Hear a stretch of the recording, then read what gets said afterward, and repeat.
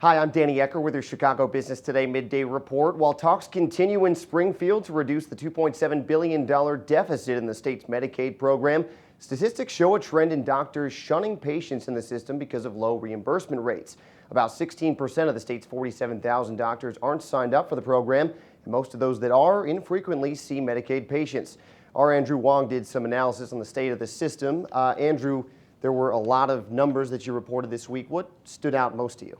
Well, I think the biggest thing that I saw was that if you divide the group of doctors into five equal groups, 5 groups of 20%, the top 20%, the total reimbursement for that group is about the same as 3 times the total for the bottom 80%, which says to me that basically a lot of the reimbursement, a high concentration of the reimbursement goes towards a relatively small amount of people, a small amount of doctors on the top end. Okay, and then of course in the background of all of this, you have the shortage of doctors that's expected to continue over the next couple years and a likely increase in patients on Medicaid.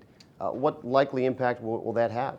Well, there's already a shortage of specialists for people who are on Medicaid. There are studies that show that people who are on Medicaid have trouble getting appointments if they indicate in calls to doctors' offices that they're on Medicaid.